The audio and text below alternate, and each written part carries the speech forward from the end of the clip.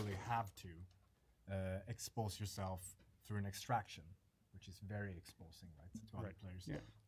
But the contaminated loot, however, I was about to say the flip side Yeah. of having access to non-contaminated loot is that the contaminated loot that you get, we're going to strive to make that even more relevant to you. Right. So behind the scenes, what we do is that yellow bag, once you get one, you don't know what's in there. You have to extract it to know what it's going to be. And we can predictably roll behind the scenes something that's going to be more useful for you. So that's a huge deal. So that means that when you see a yellow bag, when you see some piece of contaminated loot, that's going to be worth extracting. So that creates that, real desire to, okay, this is going to be predictably better than anything else. Right. But I can still feel, because that's a fear now going in. I only have my contaminated loot, but now I always get rewarded anyway, in a sense. Yeah. As long as I pulled something off inside the Yeah, your time is always going to be rewarded. Yep. You're always going to get a non-contaminated loot for playing in the DZ. All right, so I'm being told we're actually going to jump over to Dark Zone West any minute. But first, we're going to just take a short break. We're going to run the Dark Zone trailer for you while we set up Dark Zone West. So we're not taking a break. We're showing a trailer. We're showing a trailer. When we come back. We're taking a break. All Julian gets to take a break. All right. Thank you. And we'll be back very, very soon. Cool. After attempts to eradicate the virus failed, quarantined areas quickly formed and an insufficiently tested chemical was deployed, DC-62. The results were devastating. DC-62 proved to be just as lethal and left a path of desolation across concentrated areas of the city. Dark Zone, the Division's intense mix of PvP and PvE, is returning. The Dark Zone is a unique environment filled with rewards, where anything can happen and no one can be trusted. Agents will now be able to access 3 different Dark Zones, each with its own distinct environment, landmarks, and challenges, and with up to 12 players sharing the same zone. The 3 different Dark Zones host a wide variety of environments and gameplay, providing players with a renewed experience and different challenges every time they play. The walled-off Dark Zones have remained untouched by scavengers, leaving these areas filled with high-level equipment. But some of these items are toxic and will need to be extracted before they can be used. Agents can obtain equipment by clearing landmarks, taking down enemy factions, or securing supply drops, but also by embracing new ways to play as they turn against other agents. This is classified as going rogue. Rogue agents can now lockpick supply crates, steal other agents' contaminated gear before extraction, and hack SHD terminals to obtain valuable resources. But some still prefer a more radical approach, at the risk of becoming a target of their own. There are now 3 different rogue statuses that present players with a variety of ways to combat other agents in the Dark Zones, whenever they choose. Dark Zones are an experience where players need to balance risk with reward. They are normalized environments where all players have the chance to succeed. Automated turrets guard the entry points and protect newcomers from predatory rogue agents and enemies. This gives players the freedom to engage in their very own playstyle without being overpowered by veteran agents. While Dark Zones remain an accessible challenge, Occupied Dark Zones, our most brutal version of the Dark Zone, will also be available at launch. With no rules to keep anyone safe and higher rewards, this will be a true contest for survival of the fittest. Conflict, our organized PvP experience for the Division 2, will also be available at launch. Conflict modes pitch a team of 4 SHD agents against a team of 4 rogue agents across Domination and Skirmish game modes in 3 new maps located outside of the main story. These modes feature their own progression system, granting rewards that players can bring back in the main open world of the Division 2. In Domination, teams battle for control of 3 capture zones. Stay in the zone with your team, or perform special actions to keep scoring and deny the zone to the opposing team, using your skills and agent toolbox wisely. In Skirmish, each team aims at reducing the opposing team reinforcement to 0. This mode supports intense and highly tactical engagements where communication is the key to victory when aiming for the top of the leaderboard. The Division 2's Conflict and Dark Zones experience will continue to evolve as part of our commitment to post-launch, and players can look forward to new areas and new modes in the coming months. You will decide how you will want to achieve your mission, as a team or standing alone. Agents, welcome to the Division 2.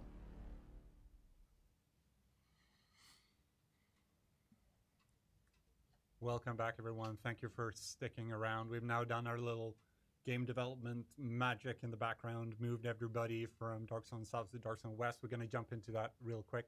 I just want to point out as well that after we were done here, after we talked to you guys and we called up Red Storm, then we're going to do some live gameplay for another hour. So stick around. Me and Hamish are going to be playing some Dark Zone and PvP. Fantastic. So Where about? Huh? Which Dark Zone? I do not know yet. Okay. One of the Dark Zones to be decided. Speaking of, we talked about going rogue now, and as you said in the first game, kind of going rogue entails everything. It entails cutting the rope, for example, and it entails killing other players. And of course, as implied by our discussions, that's still something you can do in the Dark Zone, Of course. or the Dark Zones, obviously. So how does that work in the Division 2? Like you go rogue, you steal stuff, and then you go disavowed. Yeah, so I think I just want to make it really clear that don't think about this as different, disconnected experiences. No. It's really about one long A gradient spectrum, where you chose where to come in and how far to go. So we already covered the greed stealing part of going rogue, but disavowed is what we call the act of actually killing another player now. So that's when you get flagged in a different way. It's clear to everyone like this player's now taken a life. Yep. And I'm really hoping on the gameplay here that they will find another team and hunt them down, they should. or get wrecked. Yeah. I don't mind either way. Anyway, sorry. Yeah, but and then of course that is, if you want to, the beginning of a journey all the way up to triggering Manhunt, Right. Where Golden Skull, that's not going to time out, right? So this very similar to the first game. Clearing Manhunt status is a matter of going to these terminals, right? But what we added now in Division 2 is the ability to, once you get to one, because you're going to have free active, choose to elevate your status even further, reducing your way out, so to say, to now 2. And then you can do that again and have 1 left, which is really about giving players more tools who like that experience to kind of tailor it to how much risk reward do I want? How much do I think we can handle? Or alone too, if you're so inclined. But never do that. And what we're seeing here, I mean, we're just by a canal. One of the canals of the Dark Zone, and you'll notice that Georgetown, Dark Zone West, is the location where, and I'm not giving away too much, but this is where the DC-62, the yellow powder, was sprayed to try and contain the virus, to try and neutralize the effects of the virus. Didn't work out. Within the context of what was happening at the time, it turned out that this was ultra toxic. So you're going in. This is a dangerous place. There's lots and lots of stuff. It's absolutely gorgeous. There are so many things to discover here. And as you can see, it looks so different from the rest of the map. This is such a serene scene as well until you start looking at the details. That's when it can agree. Yeah. The bodies in the water, that type of thing. But we're not here to do sightseeing we're not here to talk either. about dead fish I mean, if you can go manhunt, that'd be great, because it is a loop that is super risk reward focused, and we do know that a lot of players love that loop. So this allows them to keep chaining those timers and to get as much from it as possible. Sorry? No. I thought you were going to say something. Just so polite. Excuse me. Connected though to the Dark Zone experience and the Dark Zone progression are new. Speaking of risk reward, Yeah. and gaining something that you might actually lose later on, the Dark Zone perks. Yep. Now the Dark Zone perks, something that I think is awesome, and you're going to get perks based on your levels, which is what we're calling ranks for the Division 2, and we have 50 levels. Straight away, you're going to get some great perks. I think it's level 1, you get to carry 1 extra item for extraction.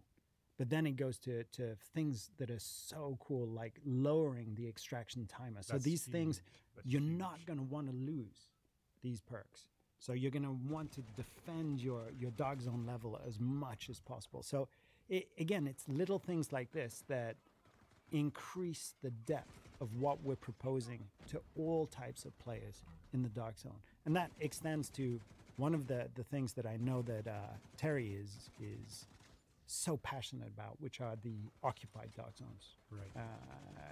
Matthias, do you want to take us through what occupied Dark Zones are? I think we're gonna wrap everything up because we're kind of running out of time because we're really good at talking. All right. But we're gonna tease because there is something for you were talking about the people who really enjoys the manhunt loops. There usually are very hardcore players. Yeah. We do have something special planned for them as well. Yeah, and it's really, the dev team, we're very excited about the original, very raw, vanilla Dark Zone that we launched with. Friendly Fire, And we know that there's a sizable part of the Division community that love that experience. So this is yet another thing that we can do, given the fact that we have more than one. We have 3 Dark Zones. So any given time in endgame, one of them will be what we call occupied. And what that means is really that there's always going to be a place for players to go and have that original experience, meaning no normalization. Friendly Fire is always on, and risk reward is really turned to 11. So it's the place if you like that experience of complete ambiguity, but also it's not just my player skill alone. It's really also my build versus yours. That's the place to go. And the cool thing with 3 is that this will rotate on a certain schedule. So it's not like, if I want to play occupied, I'm stuck with playing only South, for example. Like it will change so that you really get to experience all 3, no matter what is your primary preference. Looking forward to it. Yeah. And for me personally, staying the hell out of that. Yeah, that's just me. Thank you so much for joining us here today. Thank you. It's been fantastic. We could obviously talk about the Dark Zone for a long time, but we need to cut. I think our producers back there are going crazy from talking. So we're gonna leave it there. But again, thank you very much. I hope to see you guys back on State of the Game. That is coming back. State of the Game is coming back. Don't worry about it. And I'll drag these guys in. Cool. Don't worry. Thank you. Looking forward to it. So we're gonna take we're not actually going to take a break. So during the alpha, we had an alpha forum for the players who were playing that under NDA and everything, as you probably know.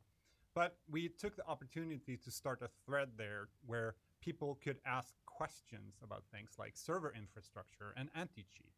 So we put together a short video with a couple of those questions. So take a look at that, and then after that, we will be back with Redstorm to talk about PvP. So we will see you then.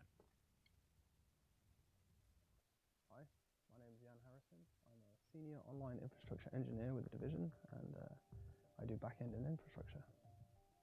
Hi, my name is Duran Fatih Güngör, and I work as a senior gameplay programmer on the Division 2.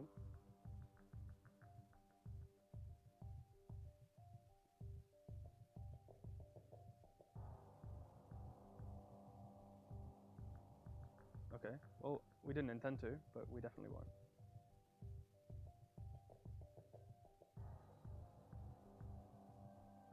So easy anti-cheat is basically our first line of defense, I would say, and it prevents the player from tampering with memory or the executable or the data itself.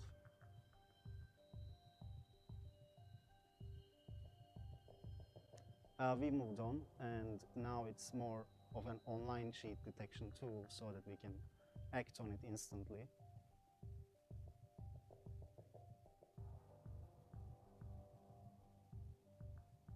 So I wouldn't say we rely on the cloud. We use the cloud to bolster what we already have. So we work with a hardware provider who gives us physical machines, very powerful physical machines.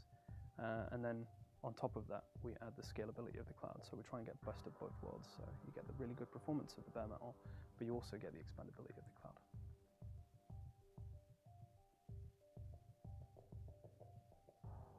Yes, it's always been proactive. We had the ban hammers every week, and we have the offline data and the analyzers that give the reports, who used what cheat tools, and we've been without mercy.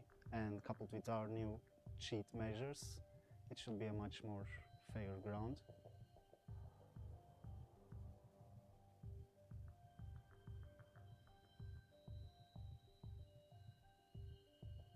So because of our scalable infrastructure, hopefully that would not happen. We have enough capacity in each region to be able to accommodate like almost the entire player base of Division 2 that we expect. But if you have a friend who is in US West and you're in Asia, then obviously one of you is going to have to make a compromise, and we will decide that for you.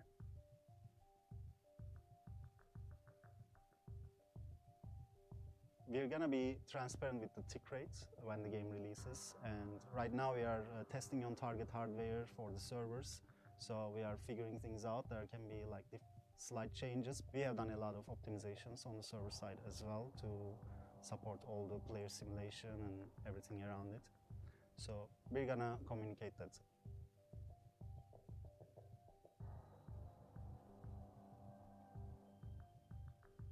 So there's going to be dedicated server infrastructure. Everyone will connect to a server, and the server will handle a lot of things, especially artificial intelligence and positioning in the game. It's the server that's authoritative.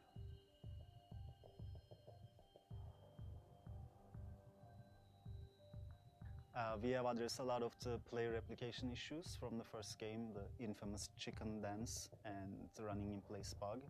And this is all thanks to all the improvements and fixes that we did in the locomotion system and new animations and new animation systems.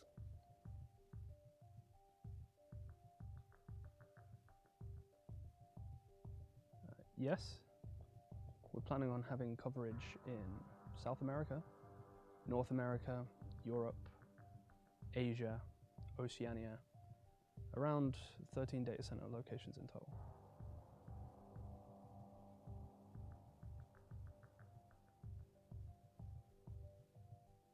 You can instead donate to charity, because if you use cheat tools, you're gonna be banned for sure. Welcome back to the special report for Dark Zones and PvP. I'm supposed to have the guys from Red Storm in my ear. Are they? Hello? Hello. Whoa. Hello. Hello. Whoa. That was louder than I expected. How are you doing? Are we going to get good. you on How are screen? you? Are we going to get... Oh, there we go. Hi, Terry. Hi. Hi, Keith. How are you? Nice to see you, buddy. So we always do this, but for the people who've never met you guys before, can you please introduce yourselves? Is there a lag on this? Hang on. Oh. I'm pausing. Live TV, everybody. We got it. All right. So, can you introduce yourself, guys? Sure. Should I go again? Do it. All right. My name's Terry Spear. I'm the creative director here at Red Storm. And I'm Keith Evans. I'm the lead game designer here at Red Storm. So we were talking briefly before with Julian and Matthias about your involvement in the Dark Zone and PvP, which is extensive. So can you tell us a little bit about what you're doing on the game itself? Sure.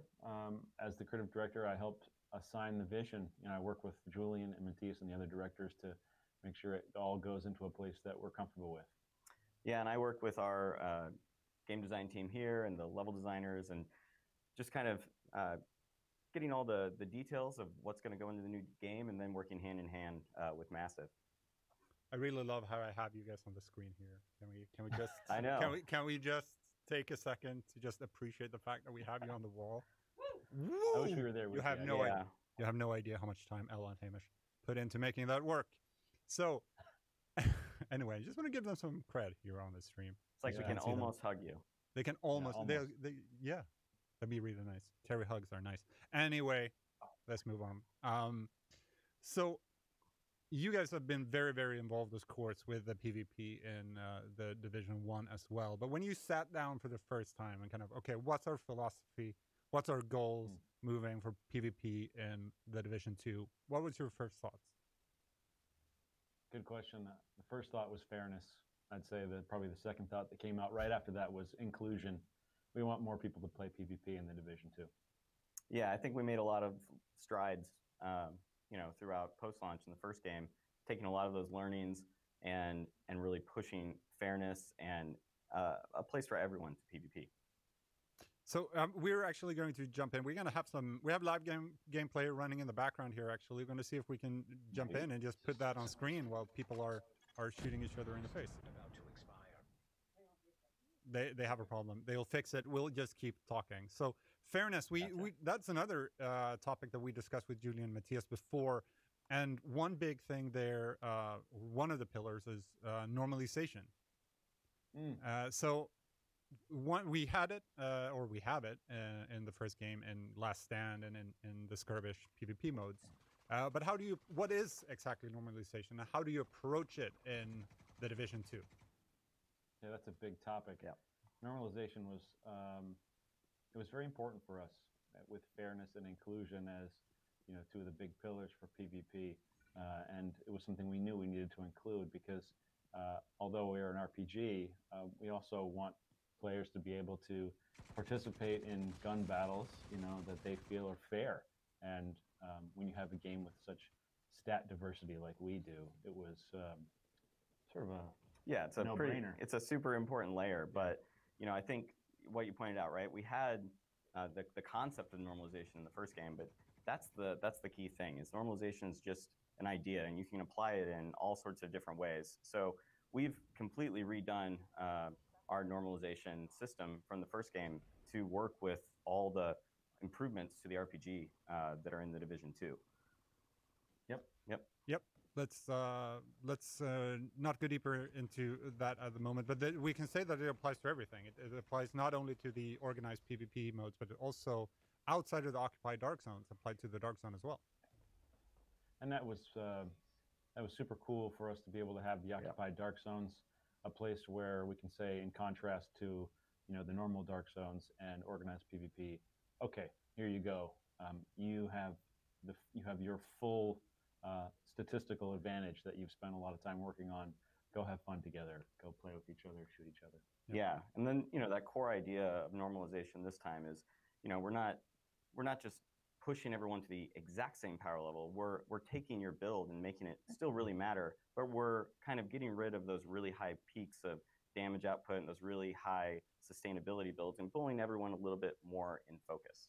I think it's important to note too that there are a lot of details to this normalization plan that we haven't discussed yet, but just imagine that if we're setting a bar for normalization, if you're under that bar, we help you move up to the bar. And if you're over that bar, players that are over that normalization standards position, you're going to receive some statistical bonuses for being over. And they're not huge advantages, but they are in fact advantages. And they make your time and your build and your choices still matter, right? Still be felt. Yeah, and I think one thing I think you should talk about, Keith, is the fact that this normalization allows us to keep PvP and PvE separate. Yeah, I think that's one of the core things.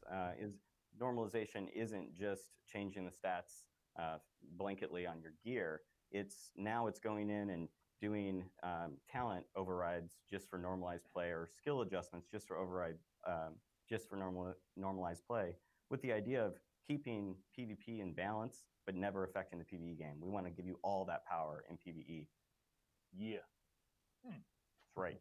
All right, so I'm sorry, we're having, this live gameplay thing I talked about before. One of the computers crashed. But they're bringing it back. They're bringing it back. LA's kind of calm down. Everything is okay. Thanks, Obama. You guys are still there, so I'm happy with that. So one thing that I'm kind of bringing in like topics that we talked about before, which we thought we should talk to Redstone about these things, and one of them is the VoIP questions people have been having, because we announced that last week we were discussing the changes being made to VoIP, and can you just explain a little bit what we're doing with that? The thing is that I realized I have this on the table just now. Tape? So it's tape, yeah. So I got all confused. You go on. So for VoIP, actually, we're very engaged in the conversation right now. We know there's an active discussion in the community. We're paying attention to all those conversations. It's wonderful, in fact, to be able to have the conversations now. We'd like people to play it in the beta and what we have in place, and really get their hands on it and feel it. And then once that happens, we're very open to making changes and adjustments so the community is happy. The point is, okay, how can we help curb some of that toxicity that we had in the original game? Yeah, absolutely. It's like what you said before. It's about the inclusiveness of the experience and getting more people to come in, giving you all the tools of the last game, and stripping out some of the toxicity. Yeah, we're very aware that there's a lot of great relationships that happen in the Dark Zone, especially that ad hoc stuff. You didn't expect to meet a person, and then you had some great teamwork. We don't want to take that away at all. That's part of the very unique nature of the Dark Zone that all of us identify as very important. But we also want to try and steer our players away from the feeling that it's a bully community, and how can we help people feel more comfortable, without taking away some of the magic. So it's an iterative process. Like always, we're going to pay attention to how the community feels and how we feel, and move from there. Right. So I see the gameplay computer from here. It's up and running. Frederick is back in the match, I believe. I just want to point out that I got a weird echo there. The organized PvP modes in the Division 2 are 4 versus 4. I don't think we have everyone in the match, so if you don't see all the names there, that's because technical reasons. But it's 4v4. Flat TV, baby. That's right. Let's talk, though, about the two different modes that the game is launching with. It's Skirmish, we know, slightly from the first game, and, of course, Domination. But let's talk about Skirmish first. It's a classic making its return, but there's been tweaks to the formula. Yeah, absolutely. There have been. I think maybe Skirmish by name is about the only thing we took. The design team and Keith worked hard to sort of reimagine what Skirmish was. Yeah, and there were a couple goals that we had in mind, right? And the main one is we wanted to make it a more team-based tactical experience, but still, obviously, at its core, team deathmatch. So this time, instead of just trying to rack up kills as fast as possible, you have a set number of respawns, and you're trying to deplete the other team's respawns. And just that little mental shift makes you hang back, fight more as a team, makes you care more about each death. And it allowed us to do something that I think is really exciting, which is once the respawns are depleted, it kicks you into a team elimination phase. And it has this feeling of you're never completely out of the fight, right? You might be all the way down into the elimination phase. It's just you and one buddy. And, if you can stage a comeback from that point and deplete all the other team's respawns, get those final eliminations, and still win. It just feels a lot more like we have exciting comebacks and really tactical team-based play. Yeah, you're not just moving towards a frag count. Yeah. And we put a lot of work into the spectator cam. The team crushed it, and there's a real fun element to getting into that sort of elimination mode where you get to watch your teammates and see them really shine. And see them rally. Yeah. Yep. One thing we had in Last Stand, for example, in the first games, are the boosts that are available to you scattered throughout the map. Can you tell us a little bit about those and how they work? Yeah. Go for it, Keith. Yeah, so the idea is across the whole conflict, which is kind of the platform for these PvP game modes, we want to have some connecting ideas. And one of those are the boosts. So in all these modes, you'll have these passive perks that can come online that you can go claim as an objective for your team. And you don't know exactly what you're going to get out of it, but it's going to give you some little advantage. In Domination, it might increase your score count. In Team Deathmatch, it might give you extra armor for a little bit across your whole team. And it's just these little ways to augment the fight and make it, honestly, just kind of ups the excitement level. You can be, maybe behind by a little bit, get one of these boosts and pull yourself back into the fight. They're tertiary objectives. It's meant to just supplement the main gameplay loops that are happening, but they're on the sides. You know, you might have an active boost. You can pick it up and help your team. So we're actually jumping over right now to the second organized PvP mode that will be available at launch of the Division 2, Domination.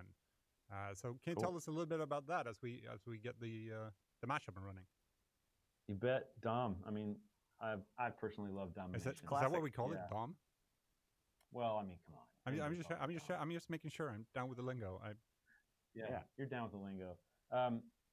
The goal with Conflict as a PvP destination was to give players modes that they're very comfortable with, modes that don't take a lot of overhead understanding. Yeah. And Dom, as a game mode where you have to capture objectives, creates that just little nugget of tactics. You get to play some defense, and it was something we all wanted to include. Yeah, and I think it was also a mode that we could do a cool Division take on, right? So our capture points aren't just there in the match. You actually, see them airdrop into the space at the very beginning. You have this little period where the objectives aren't active. Maybe you fight over B for just, 15, 20 seconds and try to clear out the other team.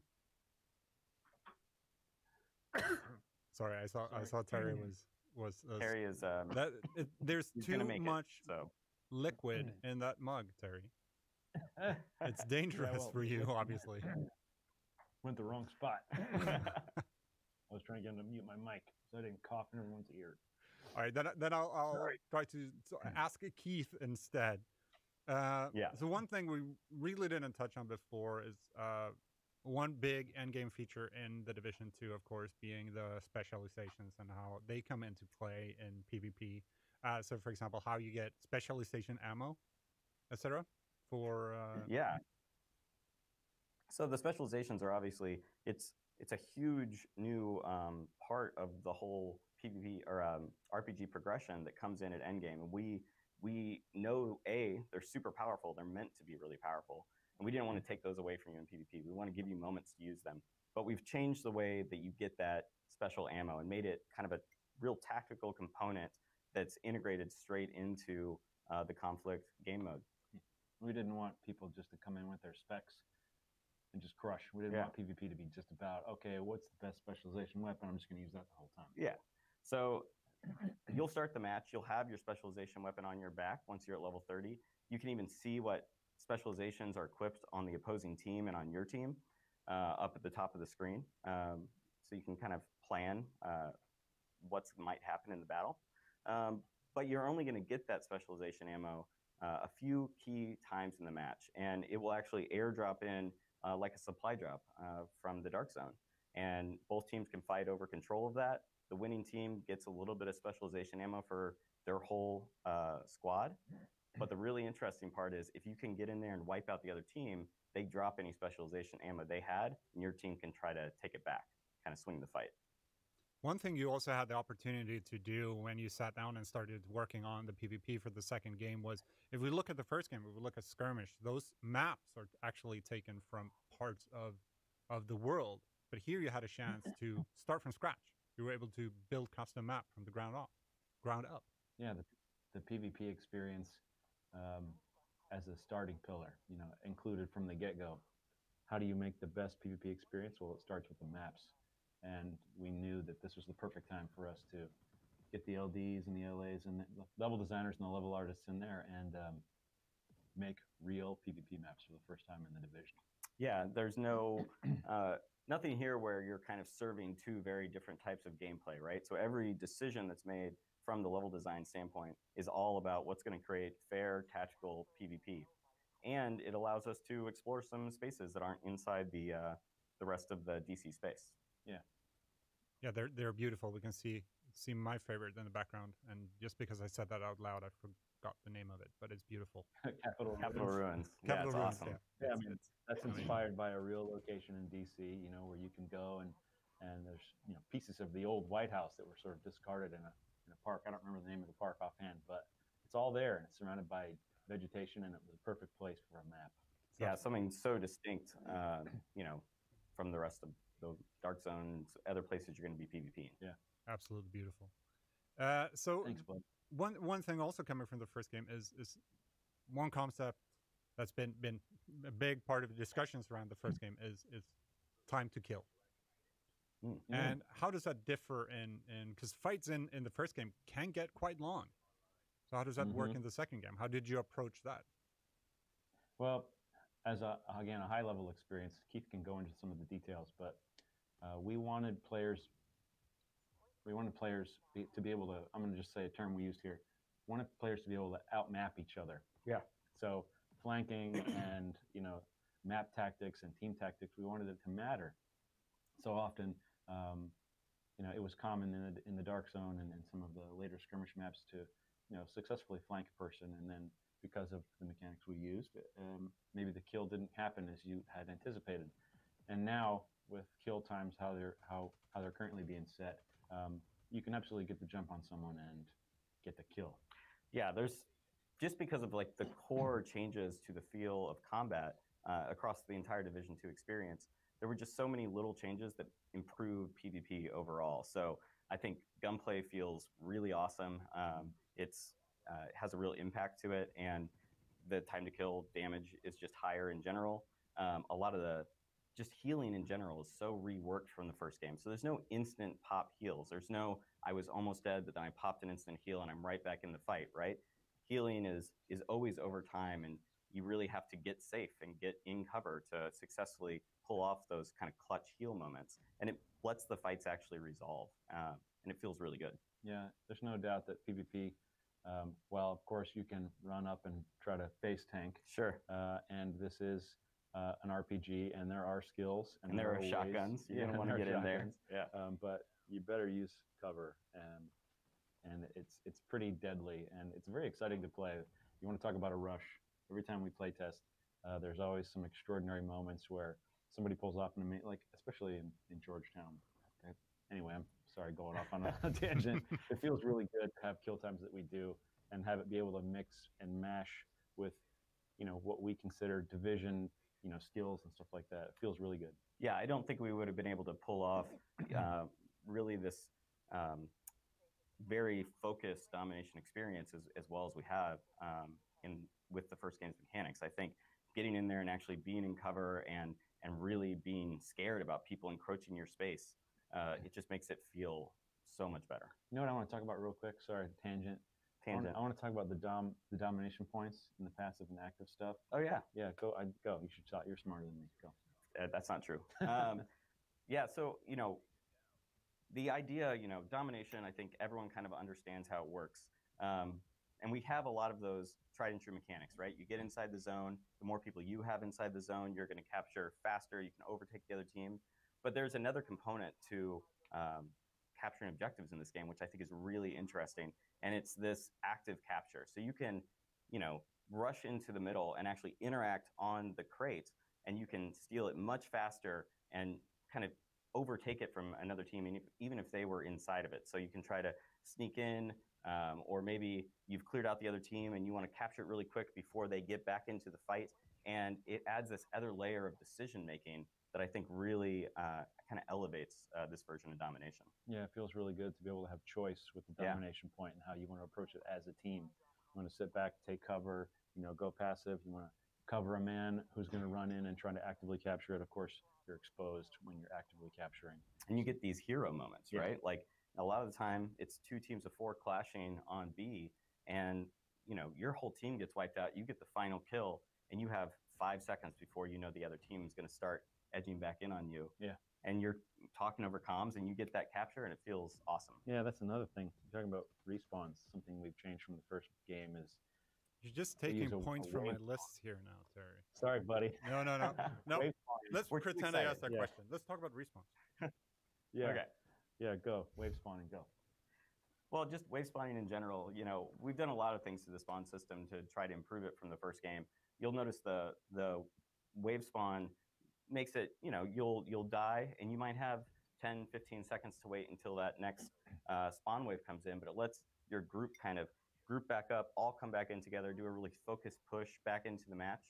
And then we've also done a lot of stuff to, alleviate spawn camping and try to just make it a better overall PvP experience. So all the maps have spawn flipping integrated. So if a team pushes too far into your spawn area, or there's too many kills inside the spawn area, that'll flip. And it kind of just keeps the matches more balanced, gets rid of these really runaway, 10 to 2 sort of matches. Yep. And speaking of keeping those fights that way, it's no secret that I'm absolutely rubbish at PvP. So when matchmaking into PvP, what can I expect? Like, how will the matchmaking work? Well, it's a skill-based matchmaking system. I know Keith is probably going to talk about this, but we're a part of the wonderful organization of Ubisoft, and we had the opportunity to really talk to a lot of other teams, how they use matchmaking and the strong parts about it, and we've integrated a lot of those learnings into the Division PvP. So from a vision or a direction standpoint, I wanted to make sure that players always felt comfortable that they were playing against people near their skill level, and skill-based matchmaking was the obvious choice. Yeah, and it's very different from what we did before. We've kind of focused it down so that your wins and your losses really matter, and that's going to change who you're playing with. And the goal is, after this game's out in the wild just for a little bit, you'll start getting really, really much more balanced matches. Yep. All right, looking forward to actually playing as people who won't kill me in 2 seconds. They probably will anyway. They still might do that. Yeah. They still might do that. He's better than he's saying. I've played PvP with him. Yeah, he's being very modest. Yeah, you're being so modest. Better. Yeah, I think I should change that to just being happy that we'll never have to fight you guys. Because that's ridiculous. It'd be over. Ella, she's the one. Ella? Yeah, she's really she's good the at one. PvP. Yeah, she's the Yeah. one. She'll wreck us all. Wreck is the word you use, right? Okay, so yeah, you sound cool. Oh, thank you. I feel much better now. Thank you so much for coming, and thank you for all the hard work that you guys are doing on the Dark Zone and PvP. We will have you back. We will bring you here to sit at our new fancy table and talk more about all the work you do on the Dark Zone and on PvP. It's always fantastic. Can't wait to talk more thank about you it. so much. Yeah. Oh, we'll awesome. Say hi to Julian and Matthias for us. And you have the screen anytime you want it. Anytime you want it. Okay. All right, buddy. Thank you. Later. Thank you, everyone, for tuning in to this special report about Dark Zones and PvP. We're not going away completely. We will have 3-minute break, I believe. And then 5-minute break, I'm being told now. And then me and Hamish are going to jump in front of the computers, mess around a little bit in the Dark Zone, maybe try out some PvP. We'll see. And it'll be fun. It'll be awesome. I have a note here somewhere. I really want to, first of all, I want to thank Julia and Matthias, Keith and Terry for joining us here today to talk about the things that they are working on for the second game. But I also want to do a quick shout out to Frederick and Astrid, who are in this room, but also to Bruce, Kim, Jacob, Nikki, Karen, and Rasmus, who are in the building somewhere playing with us as well. So thank you very much for joining us today and helping out and setting the stream up. So thank you all for tuning in. We will be back in a couple of minutes with some more gameplay, and can't wait to see what the future brings. I will see you soon. Bye.